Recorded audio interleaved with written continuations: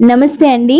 అరటికాయ ఫ్రై అంటేనే పెద్దగా ఇష్టపడని వాళ్ళకు కూడా ఈ స్పెషల్ మసాలా వేసి ఫ్రై చేసి పెట్టండి. మళ్ళీ మళ్ళీ అడుగుతారు. అంత బాగుంటుందండి.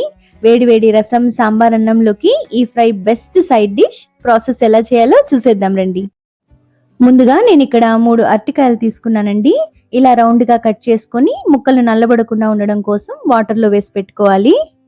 ఇప్పుడు పాన్ లో 2 టేబుల్ స్పూన్ల ఆయిల్ వేసుకుని 1 స్పూన్ ఆవాలు, కరివేపాకు వేసుకుని కరివేపాకు చిటపటలాడిన తర్వాత ముందుగా కట్ చేసుకున్న అరటికాయ ముక్కలు, 1 స్పూన్ ఉప్పు, కొంచెం పసుపు వేసుకోవాలి.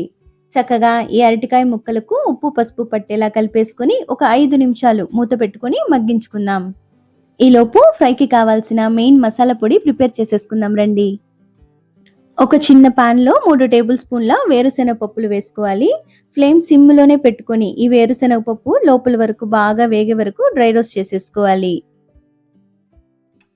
ఇవి కొంచెం చల్లారాక మిక్సీ జార్లో వేసేసుకొని ఇందులోనే 1 స్పూన్ ధనియాలు, 1 స్పూన్ జీలకర్ర, 2 వెల్లుల్లి రెబ్బలు, 2 ఎండుమిర్చి, 2 లవంగాలు, చిన్న ముక్క దాల్చిన చెక్క, కొంచెం కరివేపాకు, కొంచెం ఎండు కొబ్బరి వేసుకొని మరీ మెత్తగా కాకుండా ఇలా బరకగా గ్రైండ్ చేసుకోవాలండి.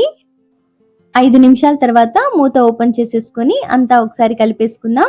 అరటికాయ ముక్క పర్ఫెక్ట్ గా కుక్ అయిపోయిందండి. ఇప్పుడు ఇందులో 1 స్పూన్ కారం, మనం ముందుగా మిక్సీ వేసి పెట్టుకున్న మసాలా ఉంది కదా, అది కూడా వేసేసుకుందాం. చక్కగా ఈ అరటికాయ ముక్కలకు ఈ కారం మసాలా పట్టేలాగా 5 నిమిషాలు ఫ్లేమ్ సిమ్ లోనే ఉంచుకొని ఫ్రై చేసుకుంటూ ఉండండి. ఒక 5 నిమిషాల తర్వాత చూసారు కదండి, మన అరటికాయ ఫ్రై ఎంత పర్ఫెక్ట్ గా రెడీ అయిపోయిందో. ఇక స్టవ్ ఆఫ్ చేసేసుకోవడమే.